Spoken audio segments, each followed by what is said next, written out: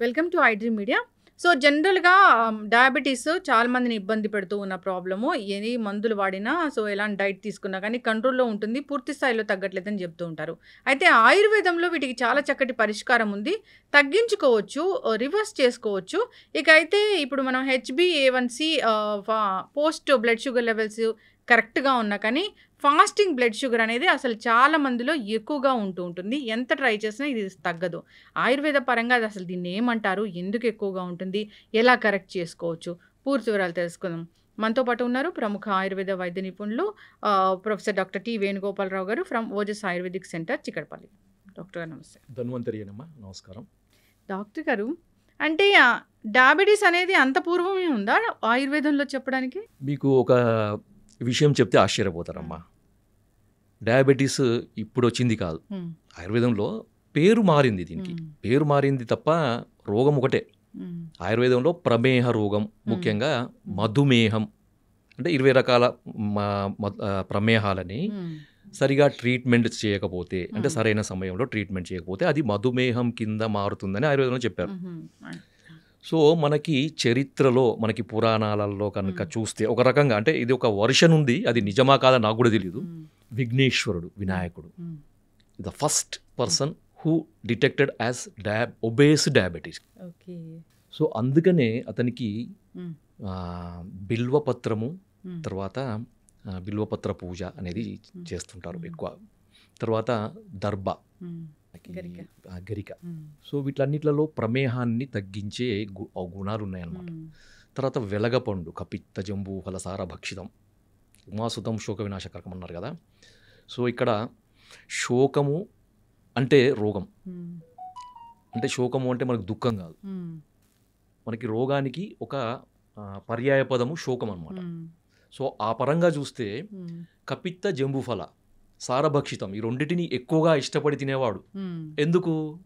జంబూఫలం అంటే నేరేడు పండు. రీసెంట్గా కూడా, అంటే మనకి దాదాపు ఒక 20 సంవత్సరాల నుండి కూడా సైంటిఫిక్గా మనకి నేరేడు పండు అనేది షుగర్ని తగ్గిస్తుందని చాలామందికి తెలుసు. తర్వాత కపిత్త, వెలగపండు గుజ్జు, తర్వాత వెలగపండు ఆకు రసంలో కూడా షుగర్ని తగ్గించే ఔషధ గుణాలు ఉన్నాయని రీసెంట్ రీసెర్చ్లు చాలా చెప్పినాయి. కానీ వాడుకలో తక్కువగా ఉంది. వాడుకలో ఎక్కువగా ఉన్నది ఏంటిది? జంబూఫలం, అంటే నేరేడు గింజల చూర్ణం అన్నమాట.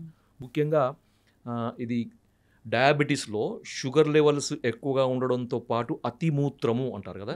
సో ఫ్రీక్వెంట్ యూరినేషన్ ఉండి షుగర్ లెవెల్స్ ఎక్కువగా ఉండే వాళ్ళలో నేరేడు గింజల యొక్క పొడి ప్రతిరోజు ఉదయం 1 టీ స్పూన్, మధ్యాహ్నం 1 టీ స్పూన్, రాత్రి 1 టీ స్పూన్, తినేకంటే ఒక అర్ధగంట ముందు కనుక తీసుకుంటే అతిమూత్రం చాలా అద్భుతంగా తగ్గుతుంది. ఇది నేను చెప్పింది కాదు, ఇది అనుభవపూర్వకంగా మన పూర్వీకులు చెప్పింది, ప్లస్ మన గ్రంథాల్లో నిక్షిప్తం చేయబడింది.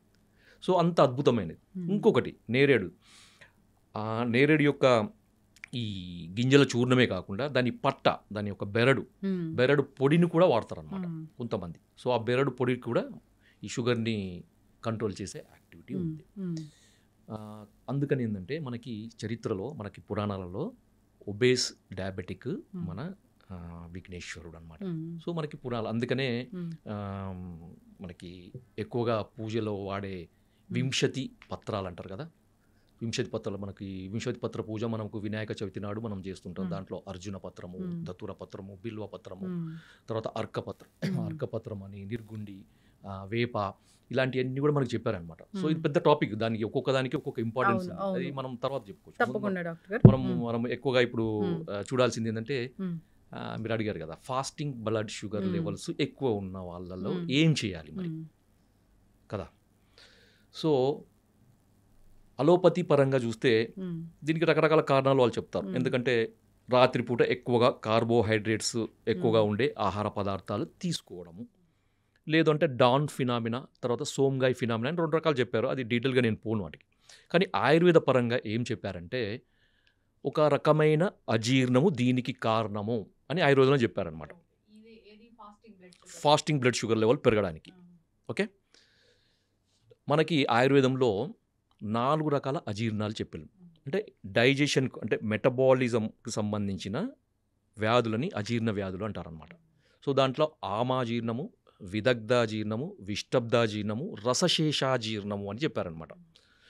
సో ఆమాజీర్ణం అనేది కఫ వ్యాధులకు, విదగ్ధాజీర్ణం అనేది పిత్త వ్యాధులకు, విష్టబ్దాజీర్ణం అనేది వాత వ్యాధులకి మూల కారణంగా ఉంటుంది. సో 4వది రసశేష అజీర్ణం అనమాట.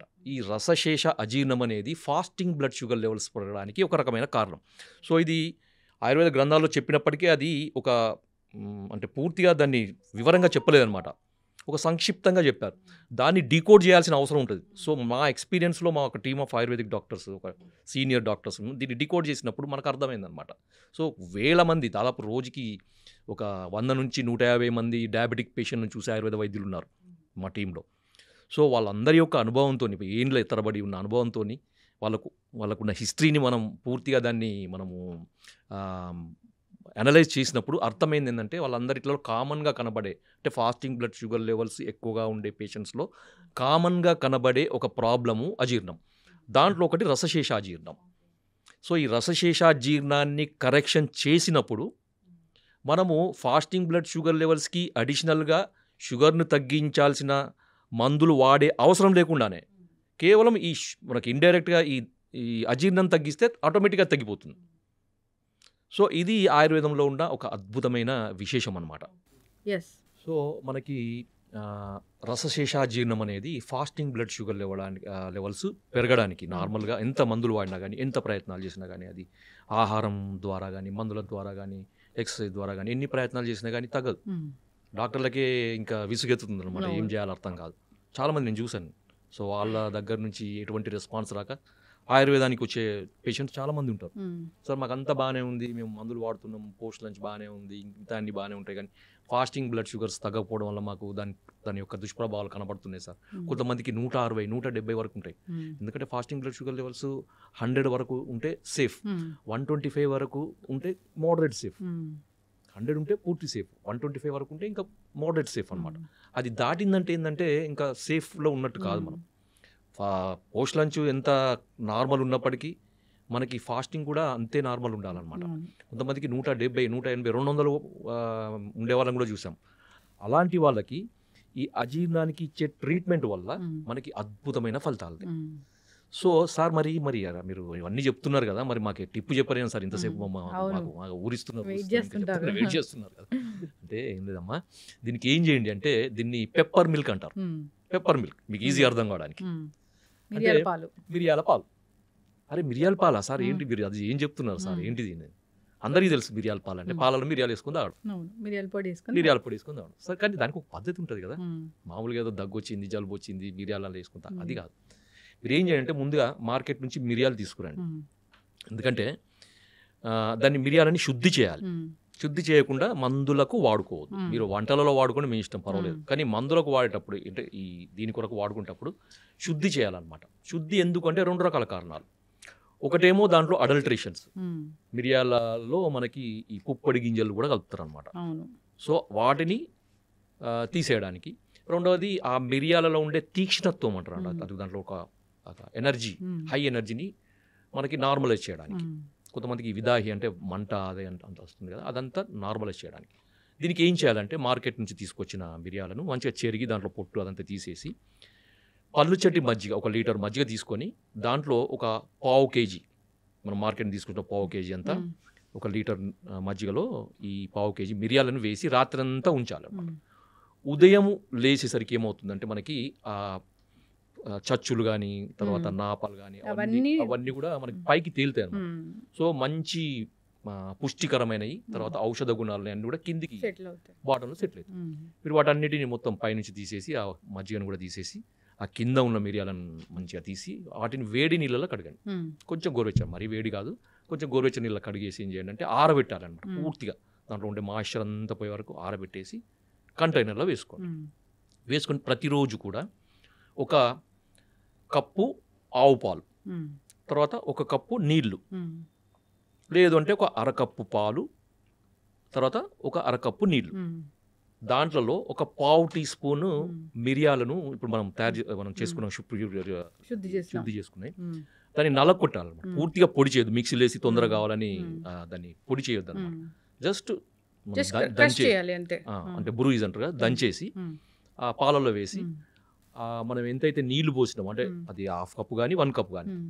పూర్తిగా ఎగిరిపోయే వరకు హ్మ్. పాలు మాత్రమే మిగిలే వరకు హ్మ్. ఓకే దాన్ని మరిగిచ్చేసి హ్మ్. వడపోసుకోండి హ్మ్. వడపోసుకొని గోరువెచ్చగా ఉండేటప్పుడు లేదంటే మనం తాగగలిగేంత వేడినప్పుడు తాగండి ఇది హ్మ్. ఎప్పుడు చేయాలంటే ప్రతిరోజు ఉదయం హ్మ్. ఎంటీ స్టమక్లో చేయాలి హ్మ్. సో కొంతమందిని నేను చూసాను అంటే నాకు ఫీడ్బ్యాక్స్ వచ్చినాయి అవును. మీకు తర్వాత రిపోర్ట్స్ కూడా చూపిస్తాను ఆబ్వియస్లీ చెప్తారు కదా. సో 3 రోజులలోనే అంటే కొంతమంది సంవత్సరాల తరబడి హ్మ్. ప్రయత్నాలు చేసినా తగ్గని ఫాస్టింగ్ బ్లడ్ షుగర్ 3 డేస్లోనే తగ్గిపోయిందని నాకు ఫోన్లో వచ్చినాయి రిపోర్ట్స్ కూడా పంపించాను నేనే ఆశ్చర్యపోయాను సో ఇంత అది ఉంటుందా అని కొంతమందికి వారం రోజులు కొంతమంది 10 రోజులు అంటే హ్మ్. ఈ అలోపతి మెడిసిన్స్ కంటే ఫాస్ట్గా కూడా మనకి ఫాస్టింగ్ బ్లడ్ షుగర్ లెవెల్స్ తగ్గుతాయి హ్మ్. అంటే ఇంకొకటి ఏంటంటే అందరు అడుగుతారు సార్ మరి ఇది తీసుకున్నప్పుడు అలోపతి మెడిసిన్ బంద్ చేయాలా హ్మ్. లేదు వాడాల్సింది. అది వాడుకుంటూ హ్మ్. అది వాడినా కానీ తగ్గని పరిస్థితులు ఉన్నప్పుడు మాత్రమే ఇది అడిషనల్గా వాడండి యెస్. కానీ పూర్తిగా అది మానేసి హ్మ్. వాడకూడదు బా చెప్పారు డాక్టర్ గారు. చాలామందైతే అయి మానేయండి, ఇవి వాడండి అంటారు. అయి మానేయండి, ఈ అలోపతి మందులు మానేయండి అనగానే సో కాంప్లికేషన్స్ వచ్చి ఇబ్బంది పడిన సందర్భాలు మనం చాలా ఎన్నో ఉంటాయి చూసాం. అది అంటే ఒక డేంజర్ పరిస్థితి చక్కటి ఎందుకంటే మనకి ఇన్ఫర్మేషన్. ఇప్పుడు హ్మ్. చూడండి సింపుల్ ఇప్పుడు ఒక మనకి స్టేటస్ మనకి బాడీలో ఒక సమతుల్యత అనేది మందుల వల్ల ఇట్లా మెయింటైన్ అయింది హ్మ్. ఒక 3 పిల్లర్స్ ఉన్నాయి అనుకోండి 3 మెడిసిన్స్ మీద సపోర్ట్ మీద ఉంది మనది సో ఆ 3 మెడిసిన్స్ ఒకటిసారి తీస్తే ఏమవుతుంది అవును. ఒకటిసారి కొలాప్స్ అవుతుంది హ్మ్. దానికి ఏంటంటే మనకి ఒక మెడిసిన్ తీసేయండి మనకు ఆయుర్వేదిక్ మెడిసిన్ సపోర్ట్ ఇవ్వండి హ్మ్. స్లోగా ఈ ఆయుర్వేదిక్ మెడిసిన్ సపోర్ట్ స్ట్రాంగ్ అయ్యే వరకు అలోపతి మెడిసిన్ ఉంచండి తర్వాత దాన్ని తీసేయండి అవును. సో దాని తర్వాత ఇంకొక మెడిసిన్ అది తీయండి వైద్యులు చెప్తా ఉంటారు. అట్లా సో ఇలాంటి ఒక్కొక్క టిప్స్ మెడిసిన్స్ ఏముంది ఇది వాడుకోవచ్చు. వాడుకోవచ్చు హ్మ్. దీనివల్ల ఎటువంటి నష్టం ఉండదు ఎందుకంటే అవును. ఇది పనిచేసే విధానం అది పనిచేసే విధానం రెండు కూడా హ్మ్. డిఫరెంట్గానే ఉంటాయి అవును. కాబట్టి దీనికి దానికి ఎటువంటి కాంట్రాస్ట్ ఉండదు ఇబ్బందులు ఉండవు హ్మ్. ఖచ్చితంగా వాడుకోవచ్చు ఏం ప్రాబ్లం ఉండదు చాలా చక్కగా చెప్పారు డాక్టర్ గారు. అంటే ఇదెందుకు వస్తది? అంటే రూట్ కాజ్ చాలా చక్కగా చెప్పారు. మరి దాన్ని కరెక్ట్ చేయాలంటే టిప్స్ ఉన్నాయి. సో, అది ఫుడ్డే. ఇప్పుడు మిరియాల పాలు అంటే, ఆ పాలని ఎట్లా తయారు చేసుకోవాలనేది కూడా చాలా చక్కగా చెప్పారు. ఆ మిరియాలు తెచ్చుకోవాలి, మజ్జిగలో నానబెట్టుకోవాలి. సో, పైన తేలిందంతా తీసేయాలి, మజ్జిగను కూడా పడేయాలి. వీటిని పొడిలాగా చేయాలి. అప్పుడు వేడి నీళ్ళలో కడిగి పొడిలాగా చేసి చేసుకొని ఆరిన తర్వాత పూర్తిగా ఎండిన తర్వాత బాగా డ్రై అయ్యాక. డ్రై అవ్వాలి హ్మ్. లేదంటే ఫంగస్ వస్తుంది అవును. బాగా డ్రై చేసుకొని, ఆ పొడి వాడుకుంటే వాడుకోవచ్చు సరిపోతుంది. చాలా చాలా చక్కగా మంచి సింపుల్ ఎందుకంటే మనకి రసశేషాజీర్ణాన్ని తగ్గించగలిగే ఔషధ విలువలు ఉన్నది మనకి ఈ మిరియాలు అనమాట యెస్. మిరియాల పాలు హ్మ్. అది ఆయుర్వేద గ్రంథాల్లో ఉంది పెప్పర్ మిల్క్ అంటారా? పెప్పర్ మిల్క్ సో దీన్ని ఇది ఎట్లా చెప్పారంటే ఇది రసధాతువుని హ్మ్. సరైన క్రమంలో సరిగ్గా హ్మ్. తయారయ్యేటట్టు చేస్తుంది అని ఆయుర్వేద గ్రంథాల్లో చెప్పారనమాట హ్మ్. అంటే రసధాతువు అజీర్ణము అంటే మెటబాలిజం రసధాతు యొక్క మెటబాలిజం హ్మ్. సరిగా కానప్పుడే అది ఫాస్టింగ్ బ్లడ్ షుగర్ పెరగడానికి కారణమవుతుంది ఇది చాలా సైంటిఫిక్గా చాలా ఎక్స్ప్లెయిన్ చేయొచ్చు ఇంకొకటి తర్వాత సార్ ఇంకా మరి ఇంకా కొంచెం వీటికి అడిషనల్గా ఇంకేమైనా మెడిసిన్స్ ఉంటాయా హ్మ్. ఇది కాకుండా ఇంకా ఉంటాయి అంటే హ్మ్. ఉంటాయి సో దాంట్లో మనకి ఈ అజీర్ణానికి సంబంధించిన మందులు ఆయుర్వేదంలో చాలా ఉన్నాయి హ్మ్. చాలా అంటే చాలా ఉన్నాయి అదొక పెద్ద చాప్టరే మనకి హ్మ్. ఆయుర్వేదంలో చాలా ఎక్స్ప్లెనేషన్ చెప్పినాడు హ్మ్. ఎందుకంటే సకల రోగాలకి మూల కారణము అజీర్ణమే హ్మ్. అశీతివాత రోగాలకి హ్మ్. విష్టబ్దాజీర్ణం అని చెప్పాం కదా హ్మ్. సో వాత రోగాలకి విష్టబ్దాజీర్ణం సో పిత్త రోగాలకి 40 రకాల పిత్త రోగాలకి విదగ్ధాజీర్ణము 20 రకాల కఫ రోగాలకి హ్మ్. ఆమాజీర్ణము అని సో ఇది అజీర్ణం అనేది పెద్ద చాప్టర్ దానికి Yes. రకరకాల మందులు ఉన్నాయి ఇప్పుడు మనకి రసశేషాజీర్ణం కానీ ఇతర రకాల అజీర్ణాలు కానీ హ్మ్. వాటికి ఒక అద్భుతమైన ఆయుర్వేదంలో మనకి బసవరాజ్యం అనే గ్రంథంలో ఒక మంచి మందు చెప్పారు హ్మ్. సో దాని పేరు అజీర్ణ బల కాలానలం మీరు మళ్ళీ చెప్తాను మళ్ళీ గుర్తుపెట్టుకోండి మీరు కావాలంటే మళ్ళీ రాసుకోవచ్చు అజీర్ణ బల కాలానలం సో ఇది మేము కొంతమంది పేషెంట్లకి అడిషనల్గా ఇచ్చి మంచి రిజల్ట్స్ అంటే మేము షుగర్ ఉన్నప్పుడు షుగర్ని తగ్గించే మందులు వాడం మేము హ్మ్. ఎక్కువగా సో దానికి మూల కారణమైంది ఏ అజీర్ణం అనేది పనిచేస్తుంది అక్కడ హ్మ్. ఆ పేషెంట్లో ఏ అజీర్ణం ఉంటుంది అనేది అనలైజ్ చేసి దానికి తగ్గట్టు ట్రీట్మెంట్ ఇస్తే ఆటోమేటిక్గా షుగర్ లెవెల్స్ తగ్గుతాయి అవును. అడిషనల్ మందులు వాడాల్సిన అవసరం లేకుండా Yes. నార్మల్ ఉంటుంది అనమాట సో ఇది కాన్సెప్ట్ అనమాట ఆయుర్వేదంలో అంతే తప్ప షుగర్ పెరిగింది షుగర్ తగ్గించే మందులు వాడండి ఇది ఎప్పుడు లైఫ్ లాంగ్ ఇట్లా ఉంటుంది ఈ షుగర్ తగ్గడానికి ఆయుర్వేద మందులు ఎందుకు అలోపతి మందులు కూడా ఉన్నాయి కదా Yes. ఇన్సులిన్ కూడా ఉంది కదా చక్కటి ఇన్ఫర్మేషన్ డాక్టర్ గారు. ఇబ్బంది పడుతున్న వాళ్ళు కాంటాక్ట్ చేయాలని కోరుకున్నామండి. సో, అంతేకాదు దీన్ని వాడుకోవచ్చు. చాలా వెరీ సింపుల్ ఇది. ఈ పెప్పర్ మిల్క్ తయారు చేసి తీసుకోవడం కూడా ప్రతిరోజు తీసుకున్నా డయాబెటీస్ ఉందా లేదా ఫాస్టింగ్ బ్లడ్ షుగర్ పెరిగిందా అది కాదు. ఎట్లైనా మామూలుగా కూడా తీసుకోవచ్చు. Yes. మామూలుగా నాన్ డయాబెటిక్ వాళ్ళు కూడా తీసుకోవచ్చు దీంట్లో Yes. ఏం ప్రాబ్లం లేదు షుగర్ ఉన్న వాళ్ళే తీసుకోవాలని ఏం లేదు అవును. ఇది జీర్ణానికి సంబంధించిన ఇష్యూని అంతే. Clear చేస్తుంది. క్లియర్ చేస్తుంది కాబట్టి చక్కటి షుగర్ చాలా పెద్ద సమస్యగా మారిపోతుంది. చిన్నపిల్లల నుంచి పెద్దవాళ్ళ వరకు చాలా మందిలో చూస్తున్నాం. ఆహార రీత్యా కొంతమందికి వస్తే, జెనెటిక్స్ పరంగా కొంతమందికి, ఏదేమైతేనేంటి అందరిలో ఈ సమస్య అయితే ఎక్కువగా. ఇంట్లో నలుగురు ఉంటే ఇద్దరికి ఈ సమస్య చూస్తూనే ఉన్నాం. ఒకవేళ షుగర్ని రివర్స్ చేయాలి అంటే గనక అవకాశం ఉందంటారా? ఉంటే గనక ఆ టిప్స్ ఏంటో తెలియజేయండి. సో ఇప్పుడు డయాబెటీస్ వచ్చింది, లేకపోతే బీపీ వచ్చింది, థైరాయిడ్ వచ్చింది, లేకపోతే వాట్ ఎవర్, ఇదివరకు మనం విన్నది ఏంటి అని అంటే ఒక్కసారి వస్తే లైఫ్ లాంగ్ అది తగ్గడానికి ఆస్కారం లేదు. సో మనం ఏం చేయొచ్చు, కంట్రోల్లో పెట్టుకోవాలి. సో డ్రగ్స్, అదే మన మెడిసిన్ తీసుకుంటాము, రెగ్యులర్గా ఆపకుండా తీసుకుంటే కంట్రోల్లో ఉంటుంది కాబట్టి భయపడాల్సిన అవసరం లేదని చెప్తారు. అయిపోయింది, అది అక్కడతో అయిపోయింది. బట్ ఇప్పుడు రీసెంట్ అంటే చాలా ఇయర్స్ నుంచి మనకి తెలిసిందే ఏంటి అని అంటే వీటన్నిటిని కూడా మనం రివర్స్ బ్యాక్ చేసుకోవచ్చు. కాకపోతే ఆ పద్ధతి తెలియక, చాలామంది అవేర్నెస్ లేక ఇంకా అదే భయంతో ఇప్పటికీ ఉన్నారు. అంటే ఒక్కసారి వస్తే తగ్గదు, మనం ఖచ్చితంగా టాబ్లెట్స్ మీద బ్రతకాలి లైఫ్ లాంగ్. సగం ఆ థాటే ఇంకా అనారోగ్యం తీసుకొస్తుంది అనమాట. సో అసలైన నిజం ఏంటి అని అంటే డయాబెటీస్ని కూడా మనం రివర్స్ చేసుకోవచ్చు ఖచ్చితంగా. అంటే నేను చెప్తుంది రివర్స్ అంటే పూర్తిగా డయాబెటీస్ అసలు లేకుండానే మనం ఫర్దర్గా మనం జీవించవచ్చు, మన లైఫ్ లీడ్ చేయొచ్చు. అవకాశం ఖచ్చితంగా ఉంది. అంటే ఆరోగ్య సూత్రాలు పాటించడం వల్లనే. ఏంటండి మరి అవి? సో మెయిన్గా ఇప్పుడు డయాబెటీస్ రావడానికి కారణం ఒకటి ఇన్సులిన్ రెసిస్టెన్స్. సరే, ఇన్సులిన్ రెసిస్టెన్స్ అంటే ఏం లేదండి, ఇప్పుడు మనం ఎక్కువసార్లు తీసుకుంటాం, డే మొత్తంలో ఎక్కువసార్లు తినడం, లేదా ఏదైనా మధ్యలో గ్యాప్స్లో మళ్ళీ ఇప్పుడు లంచ్, డిన్నర్, పొద్దున్న బ్రేక్ఫాస్ట్కి మధ్యలో మళ్ళీ ఏదైనా టీ, ఏదో కాఫీ అలవాటు ఉంటుంది, లేదంటే ఇంకేదైనా స్నాక్స్ తింటాం. ఇలాంటి అలవాటు ఎక్కువ అయిపోయి ఏంటి అని అంటే మనం ఏది తిన్నా ఏది తాగినా, అంటే వాటర్ తప్పిస్తే మిగిలిన ఏం తీసుకున్నా మన బాడీలో ఇన్సులిన్ ప్రొడక్షన్ జరుగుతుంది. సో టైప్ 2 డయాబెటీస్ అంటాం ఏంటి, ఇన్సులిన్ ప్రొడక్షన్ ఉంటుంది మన బాడీలో, జనరేట్ అవుతుంది, కానీ ఆ కణాలు సరిగ్గా ఇన్సులిన్ని యూజ్ చేసుకోలేకపోతున్నాయి. దాన్ని టైప్ 2 డయాబెటీస్ కింద పరిగణిస్తున్నారు. ఒకవేళ ఇన్సులిన్ ప్రొడక్షనే లేదు బాడీలో, మన ప్యాంక్రియాస్ సరిగ్గా పనిచేయట్లేదు, అందులో ఐలెట్స్ ఆఫ్ లాంగర్హాన్స్ అని ఒక కణాలు ఉంటాయి, దాని నుంచే మనకి ఇన్సులిన్ వస్తుంది. సో ఇన్సులిన్ సరిగ్గా ప్రొడక్షన్ లేదు అని అంటే అది టైప్ 1 కింద మనం పరిగణిస్తున్నాం. చిన్నపిల్లల్లో కూడా టైప్ 1 అది చూడొచ్చు.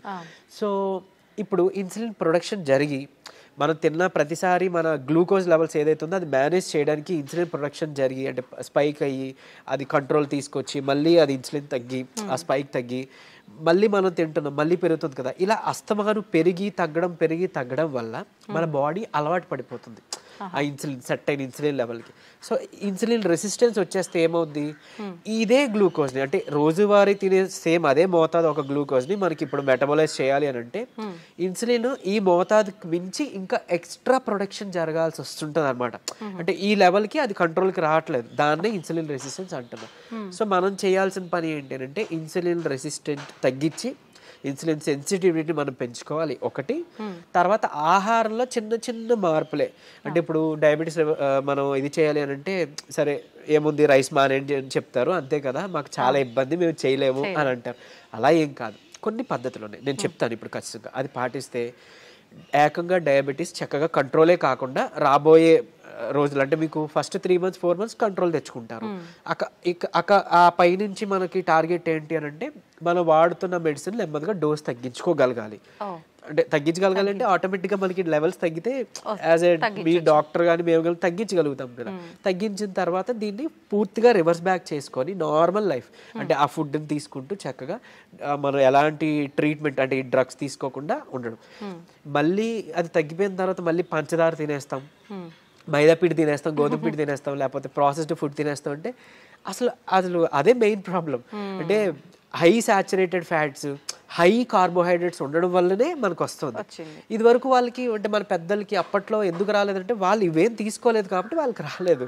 సో మనం అది ఫుడ్డే ఇది ఫుడ్డే కదా, ఏదో నార్మల్ లైఫ్, అంటే తగ్గిన తర్వాత మళ్ళీ తినేవచ్చా అన్న వాళ్ళకి ఇది ఆన్సర్ చెప్తున్నా. సో అది కాదు, నార్మల్గా మీరు రైస్ తీసుకోవచ్చు, రైస్ పూర్తిగా మానే అవసరం లేదు, కాకపోతే రైస్తో పాటు కొన్ని తీసుకోవాల్సి ఉన్నాయి.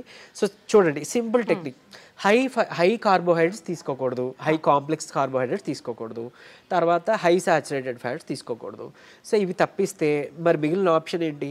కొంతమంది ఇక్కడ ఏం చేస్తారంటే కార్బోహైడ్రేట్స్ తీసుకోకూడదు అన్నారు కాబట్టి పూర్తిగా కార్బోహైడ్రేట్స్ని తగ్గించేస్తున్నారు, అంటే నో కార్బోహైడ్రేట్ ఫుడ్ అంటారు, అలా వెళ్ళిపోతున్నారు, కీటో డైట్స్ అని. అలా వద్దు. అలా అయితే ఏమవుతుందంటే మనకి ఇన్ని సంవత్సరాలు లేదా ఇన్ని జనరేషన్స్గా మనకి బాడీకి కార్బోహైడ్రేట్స్ అలవాటు, సో దాని డైజెషన్ అలవాటు. సో అక్కడి నుంచి మళ్ళీ అది బ్రేక్ డౌన్ అయ్యి గ్లూకోజ్ కింద మనకి కన్వర్ట్ అవుతుంది, మనకి శక్తిని ఇస్తుంది, బాగుంది. మీరు తినడం మానేస్తే ఒకటి మీకు కూడా బాడీకి అది కొత్తది ఏంటంటే కార్బోహైడ్రేట్స్ అసలు అది డైజెషన్ చేసే ఒక పద్ధతే మర్చిపోద్ది మన బాడీ. సో రేపు పొద్దున్న నార్మల్ సింపుల్గా కార్బోహైడ్రేట్స్ తీసుకున్నా దానికి చాలా కష్టపడాల్సి వస్తుంది. అండ్ ఈవెన్ ఒకవేళ జెనెటికల్గా నెక్స్ట్ జనరేషన్స్ పాస్ ఆన్ అయింది అనుకోండి, అది ఇంకా ఇబ్బందిగా. అంటే నార్మల్ అన్నమే మనం అరాయించుకోలేకపోవచ్చు, లేకపోతే నార్మల్ సమోసానే ఎంజాయ్ చేయలేకపోవచ్చు మనం. సో అట్లా సో సరే ఓకే, హై కార్బ్స్ అంటే తెలుసు, ఈ రైస్ నార్మల్గా అవి తీసుకునేవి. ఈ రైసు తర్వాత ఈ మైదా గోధుమ పిండి ఇవన్నీ తినమని చెప్తుంటారు, అంటే రైస్ని తగ్గించి మైదా గోధుమ పిండి తినమని అంటారు కదా. సో అది కూడా రిఫైన్డ్ తీసుకుంటే, పంచదార లేకపోతే గోధుమ పిండి ఇవన్నీ రిఫైన్డ్ ఫ్లోర్ బయట కొని తెచ్చుకుంటే అది కూడా మళ్ళీ మనకు ప్రాబ్లమే. సో మనం మిల్లులో వెళ్ళి ఆడించుకుందాం, అంటే డైరెక్ట్గా వెళ్ళి మనం గోధుమలు అలాగా గోధుమలు, దానికి జొన్నలు యాడ్ చేయొచ్చు, రాగులు యాడ్ చేయొచ్చు, సోళ్ళు అంటాం కదా, సో అలా రాగి మాల్ట్లో తీసుకునే రాగులు అవన్నీ యాడ్ చేసి దాంతో మనం రొట్టిలానో లేకపోతే మిల్లెట్స్ ఏమైనా దానికి యాడ్ చేసి, కినోవా అని ఇప్పుడు వస్తుంది, సరే అంత అఫోర్డ్ చేయలేదు అన్న వాళ్ళకి పోనీ మనకి ఏమంటారు సామెలు, అరికిలు, గంటలు అలాంటివన్నీ తక్కువ రేట్కే వస్తుంటాయి కదా, అలాంటివి ఇంక్లూడ్ చేసుకోవచ్చు. పూర్తిగా రైస్ మానేమని నేను చెప్పట్లేదు, రైస్తో పాటు ఇది తీసుకోండి. సరే ఇదంతా కాదులేండి, ఓన్లీ రైస్ నాకు కర్రీ మాత్రమే అలవాటు ఉంది, పోనీ ఇంకేదైనా సింపుల్గా చెప్పండి అని అంటే ఉంది ఒక పద్ధతి. మనకి ఇప్పుడు ఇన్సులిన్ రెసిస్టెన్స్ అని మాట్లాడుకున్నామే, HbA1c మీ అందరికీ తెలుసు, 3 నెలల యావరేజ్ తీస్తే మనకి ఎంత ఉంది అనే దాని మీద మన డయాబెటీస్ ఉందా లేదా, కంట్రోల్లో ఉందా లేదా అని తెలుస్తుంది. సో దాన్ని మనం కంట్రోల్ పెట్టడానికే కదా ఇప్పుడు అన్నీ చెప్తున్నాం. మన ఇన్సులిన్ వాడాలన్నా లేకపోతే ఈ మెట్ఫార్మిన్ మన డయాబెటీస్ డ్రగ్స్ వాడాలంటే కూడా మనకు అలానే దేవుడు కూడా ఇచ్చిన ఆహారంలో ఈ పని చేసే ఉన్నాయి. ఏంటి అని అంటే ఒకటి కీరా దోసకాయలు, తర్వాత పంకిన్ సీడ్స్ గుమ్మడి గింజలు, తర్వాత పాలకూర. వీటిలో ఏంటంటే పాలకూరలో తర్వాత పంకిన్ సీడ్స్లో వైటమిన్ ఈ ఉంటుంది, అది మీ HbA1cని చక్కగా కంట్రోల్ తీసుకొస్తుంది. అండ్ ఇప్పుడు చెప్పిన ఆహార పదార్థాల్లో మీకు ఇన్సులిన్ రెసిస్టెన్స్ని తగ్గించి సెన్సిటివిటీని పెంచే ఉండే. సో ఇప్పుడు సరే కొంత లిస్ట్ చెప్తాను చూడండి. మష్రూమ్స్ బాగా అదే మన ఉడకబెట్టిన గుడ్లు ఫుల్గా విత్ సొనతో పాటు తీసుకోవాలి, అది కొలెస్ట్రాల్ కాదు, మంచి కొలెస్ట్రాల్ తీసుకోండి. సో తర్వాత నెయ్యి, తర్వాత మన కీరా దోసకాయలు, తర్వాత ఓట్స్, గ్రీన్ పీస్ అదే మన పచ్చి బఠానీలు, తర్వాత రాజ్మా, కిడ్నీ బీన్స్ అంటాం రాజ్మా, అలానే మిగిలిన బీన్స్ కూడా చక్కగా మిగిలిన రకాల బీన్స్, చిక్కుళ్ళు బీన్స్ ఇట్లాంటివన్నీ తీసుకుంటే కనుక ఇవన్నీ కూడా మీ ఇన్సులిన్ రెసిస్టెన్స్ని తగ్గించినవే. సో మీ ఇష్టం, గుడ్లు పోనీ ఆమ్లెట్ రూపంలో తీసుకోండి, నిద్రకి పనికి వస్తుంది ఆమ్లెట్, ప్లస్ దీనికి కూడా హెల్ప్ అవుతుంది. సో ఈ ఫుడ్ని మీరు కంపల్సరీగా క్యాబేజీ, కాలీఫ్లవరు, సో బ్రాకోలీ కానీ ఇలాంటి ఇవన్నీ కూడా మీ ఫుడ్ డైలీ ఫుడ్లో ఏదో ఒక రూపంలో ఇంక్లూడ్ చేసుకోండి. ఏదో ఒక్క పదార్థమైనా అట్లీస్ట్ కర్రీ, మనం అది వదిలేసి మిగిలినవేవో తీసుకున్నామంటే మళ్ళీ కంట్రోల్కి రాదు. మీ అందరికీ తెలిసిందే, చాలామంది ఎక్కువ పాలకూర కూడా తినరు. సో అట్లా, లేదంటే మునగాకు ఉంది, సో మునగాకును కూడా మీరు పౌడర్ రూపంలో చేసుకోవచ్చు, ఎండబెట్టేసి చక్కగా పౌడర్ చేసుకొని ఒక చెంచా యాడ్ చేసుకోండి ఒక ముద్దకి, అన్నంతో పాటు రైస్తో తీసుకోవచ్చు, హాట్ వాటర్లో కూడా తీసుకోవచ్చు, మజ్జిగలో కలిపి తీసుకోవచ్చు. ఇది ఒక మనిషికి డైలీ లిమిట్ ఒక చెంచా. సో అట్లా అని ఇప్పుడు ఏం చేస్తారంటే కొంతమంది ఏదైనా రసం, చారు దాంట్లో కలిపేస్తారు, బట్ అది కలిపేస్తే అంటే ఇంట్లో 3 members 4 members ఉంటే అందులో ఎవరికి ఎంత వెళ్ళేది తెలియదు కదా. సో డైరెక్ట్గా మీరు కలుపుకోవడం బెటర్, ఏదర్ వాటర్లోనో మజ్జిగలోనో లేదా మీ అన్నం గిన్నెలోనో. ఇంకోటి అన్నము, ఇప్పుడు అలానే అదే అన్నము కూర తినే ముందుగా 1 కప్పు కీరా దోసకాయ తీసుకోండి, లేదా బీన్స్, మొలకలు తీసుకోండి చక్కగా, ఇవన్నీ మీకు హెల్ప్ అవుతుంది. లేదంటే మన దాలింబ గింజలు 1 కప్ పెట్టుకోవచ్చు, పెట్టి ముందు అది తిని తర్వాత అన్నము కూర మనం తీసుకుందాం. అలానే అన్నం తినే ముందు, టిఫిన్ తినే ముందు, నైట్ డిన్నర్ చేసే ముందు ఏం చేయొచ్చు అనంటే కొంచెం పెప్పర్ అంటే మన మిరియాల పొడి 1 చిటికెడు తీసుకొని నిమ్మరసం యాడ్ చేసి కొంచెం గోరువెచ్చని నీటిలో ఒక కప్పు లేదా 1 గ్లాసు గోరువెచ్చని నీటిలో కలిపి తాగేసేయండి. ఎందుకు అనంటే ఇప్పుడు ఈ పెప్పర్లో ఉండే పైపరిన్ అనేది మన ఏమంటారు యాక్టివ్ ఇంగ్రీడియంట్, మెడిసినల్ వాల్యూ ఉండే ఇంగ్రీడియంట్. ఇది మన లివర్లో, ప్యాంక్రియాస్లో, అదే ఎక్కడి నుంచి అయితే ఇన్సులిన్ వస్తుందో అందులో అక్కడ డైజెషన్ ఎంజైమ్స్ని వాటిని కూడా మంచిగా ఇది ఏమంటారు మెటబాలైజ్ చేస్తుంది. కరెక్ట్గా మెటబాలిజం బాగా జరిగి ఎంజైమ్స్ అన్ని మంచిగా ఫంక్షన్ అయ్యేలా చేస్తుంది. సో తర్వాత ఇంకొకటి మోర్ ఓవర్ ఈ ఏవైతే కాంప్లెక్స్ కార్బోహైడ్రేట్స్ మన హై కార్బ్స్ అన్నాం కదా, దాన్ని బాగా కరెక్ట్గా డైజెషన్ జరిగేలాగా, మెటబాలైజ్ అయ్యేలాగా ఇది హెల్ప్ చేస్తుంది. అండ్ ఈవెన్ మన పోషకాలు ఏవైతే ఉన్నాయో ఆకుకూరలోనో లేకపోతే మనం తీసుకునే ఫుడ్లోనో అవి మనం వంట పట్టడం అంటాం కదా, మన అబ్జార్ప్షన్, అవి అబ్జార్బ్ చేయడానికి ఈ పైపర్ అదే ఐ మీన్ పైపర్ ఈ పెప్పర్ మన మిరియాలు పొడి చాలా బాగా హెల్ప్ చేస్తుంది. సో ఈ రూపంలో తీసుకున్నారనుకోండి మీరు తిన్న తర్వాత పెరిగే షుగర్ లెవెల్స్ కంట్రోల్కి వస్తాయి అండ్ ఈవెన్ మనకి లోపల ఫంక్షనింగ్ బాగా మెరుగుపడుతుంది. ఇకపోతే డయాబెటీస్ రివర్సల్ గురించి వద్దాం. సో నేను ఇప్పుడు చెప్పింది 3 to 4 months చేస్తే ఖచ్చితంగా మీ షుగర్ లెవెల్స్లో చాలా వరకు మీకు తగ్గడం మీరే గమనించుకుంటారు. మీరు ఇంత అద్భుతంగా పనిచేస్తుందా అని అంటారు. ఎందుకనంటే చాలా మందికి ఒకటి ఉండిపోయింది సైకలాజికల్గా, అంటే drugs I mean like what ever medicine మాత్రమే మెడిసిన్, ఫుడ్ అంటే జస్ట్ ఆహారం మాత్రమే. అసలు కాదు. మీకు గుర్తుంటుంటే ఎప్పుడైనా మీ నాన్నమ్మలు అమ్మమ్మలు మీకు ఎప్పుడైనా పొట్టనొప్పి వచ్చింది అని అంటే ఏదైనా వాము కొంచెం సాల్ట్ కలిపిస్తే వెంటనే తగ్గడం మనం గమనించి ఉంటాం. లేదంటే మెంతులు మింగేసి తాగేయండి వాటర్ అంటాం. అవన్నీ ఎందుకు పనిచేస్తున్నాయి? ఇప్పుడు యాంటాసిడ్స్ ఏవో వెళ్ళి పరగడుపుల మాత్రలు మనం పైకి వెళ్ళి తెచ్చుకొని వేసుకుంటున్నాం. అవేం అవసరం లేకుండా వాళ్ళు బతికారు కదా. ఎలా బతికారు? ఇలానే. ఇవన్నీ ఫుడ్డే మెడిసిన్. మనకు ఒక మెడికల్ షాప్ ఉంది. ఎగ్జాక్ట్లీ. మనకి ఏదైనా అనారోగ్యం వస్తుంటే మెడికల్ షాప్ కి మనం బయటకు వెళ్ళవద్దు, మన కిచెన్ లోకి వెళ్ళాలన్నమాట. యాక్చువల్గా పోపుల డబ్బాలే మనకి డ్రగ్ ఇది అన్నట్లు, స్టోర్ అన్నట్టు. సో ఖచ్చితంగా ఇది వర్క్ అవుతుంది. అండ్ మోర్ ఓవర్ అంటే ఇప్పుడు మన బెర్రీస్ నుంచి ప్లాంట్స్ నుంచి ఎక్స్ట్రాక్ట్ చేసిన బెర్బరిన్ అనేది ఒక సప్లిమెంట్ ఉంటుంది ఆబ్వియస్లీ. సరే అది అందరూ వాడాల్సిన అవసరం లేదు కానీ ఒక బూస్టప్ కింద పనికి వస్తుంది. అంటే ఎలా అయితే మనకి డయాబెటీస్ని మనకి తగ్గించడానికి మెట్ఫార్మిన్ అనే ఒక మెడిసిన్ తీసుకుంటున్నాము, సేమ్ ఇది కూడా అదే పని చేస్తుంది. కానీ బట్ మెట్ఫార్మిన్తో వచ్చే వైటమిన్ B12 డెఫిషియన్సీ ఇందులో లేదు, ఈ బెర్బరిన్లో లేదు. సరే ఓకే, అవైలబుల్ ఉన్న వాళ్ళు వాడుకుంటారు, అందరూ ఇది వాడాలని రూల్ లేదు. కానీ బట్ ఈ సింపుల్ టిప్స్ పాటించండి, ఇది ఒకటి. తర్వాత ఖచ్చితంగా ఒక 5 minutes వాకింగ్ ఉంటే చాలు. 5 minutes వాకింగ్ అంటే తిన్న తర్వాత ఒక 10 నిమిషాలలో 5 minutes వాకింగ్ చేస్తే చాలు. మీ ఆఫీస్ ఏరియా, మీ బెడ్రూమ్, మీ హాల్ ఎక్కడైనా ఆయాసం రావాలి, చెమటలు పట్టాలి, ఇట్లానే వాకింగ్ చేస్తేనే మనకి వర్కౌట్ అయినట్టు అని అస్సలు కాదు. బాడీ మూమెంట్ ఉండాలి. సో అది చేసుకుంటే చాలు, డయాబెటీస్ మనకి తగ్గుతుంది. రివర్స్కి చెప్పుకున్న ఇందాక ఇంగ్రీడియంట్స్ ఉన్నాయి కదా, పంకిన్ సీడ్స్ అవ్వచ్చు, మన HbA1c కంట్రోల్ చేసి ఇన్సులిన్ సెన్సిటివిటీ పెంచేవి, ఇవి మీరు చేసుకుంటే 3 to 4 months ఖచ్చితంగా రివర్స్ అయిపోతుంది. ఇప్పుడు చాలా మంది మనం చూస్తూ ఉంటామండి, జామకాయ ఆకులు, లేత చిగుర్లు అని చెప్పి, లేదు అంటే తిప్పతీగ అని చెప్పి, ఇలాంటి కొన్ని ఆకులతో వేణిల్లో వేసి మరిగించిన వాటర్ తాగుతుంటారు షుగర్ ఉన్న వాళ్ళు. ఇది వర్క్ అవుతుంది అంటారా? యాక్చువల్గా ఇప్పుడు జామ ఆకులు ఉన్నాయి కదా, లేత తీసుకొని ఒక 4 ఆకులు మనం వేడి నీటిలో వేసి మరిగించి కషాయంలా తీసుకొని ఉదయం సాయంత్రం లేదా ఒక పూట అట్లీస్ట్ పరగడుపునైనా కానీ తాగితే కనుక అమోఘంగా ఆ రోజే పెరిగిన షుగర్ లెవెల్స్ తగ్గిపోయాయి. సో నేను ప్రీవియస్ వీడియోలో జామాకులు కషాయం గురించి చెప్పినప్పుడు చాలా మంది ఫోన్ చేసి అంటే ట్రై చేసి చక్కగా ఫస్ట్ నమ్మారు, ట్రై చేసి ఒక 2 daysలో వాళ్ళు ఫోన్ చేసి సార్ అంటే మాకు 1 day 2 dayలోనే ఇంత బాగా పనిచేస్తుంది, కంటిన్యూ చేయొచ్చు అంటారా, ఎక్కువ కాలం అన్నారు. బేసిక్గా చేయొచ్చండి, చేసుకోండి అని చెప్పారు. సో ఈవెన్ అది వాళ్ళకి ఏంటంటే డయాబెటీస్ ఎక్కువ, షుగర్ లెవెల్స్ ఎక్కువ ఉండడం వల్ల కొంతమందికి నిస్సత్వ నీరసంగా ఉంటుంది కదా, దాన్ని కూడా ఇది మనకి జామాకులు బాగా హెల్ప్ అవుతుంది. జామకాయ తినొచ్చు, బొప్పాయి తినొచ్చు, అట్లనే జామాకులు కషాయం బాగా హెల్ప్ అవుతుంది, తీసుకోవచ్చు. తిప్పతీగ కూడా తీసుకోవచ్చు. బట్ తిప్పతీగ చాలా మంది తెలియక కోవిడ్ టైంలో అంటే ఇప్పుడు వైరస్ నుంచి బయటపడాలని తెలియక చాలా మంది ఓవర్ డోసెస్లో తీసుకుని వితిన్ 15 daysలో వాళ్ళ లివర్ మొత్తం డ్యామేజ్ అయ్యి ఎమర్జెన్సీ వార్డులో అడ్మిట్ అవ్వడం, చనిపోవడం జరిగింది. కానీ నేను ఇక్కడ చెప్పే ఒక ముక్క, తిప్పతీగ ప్రాబ్లం కాదు, ఓవర్ డోస్ ప్రాబ్లం. కాబట్టి తిప్పతీగని మనం ఇప్పుడు ఒకవేళ ఒక లైక్ 1 inch తీసుకున్నాం అనుకోండి, ఆ రూట్ ఏదైతే ఉందో దాన్ని బాగా బాయిల్ చేసి మనం దాన్ని తాగొచ్చు. దాంట్లో కొంచెం ఉసిరి పొడి యాడ్ చేయొచ్చు, లేదంటే మునగాకు యాడ్ చేసుకోవచ్చు 1/2 spoon అట్లా. ఇలాగా మనం తీసుకున్నాం అనుకోండి మనకి మంచిగా బెనిఫిటే.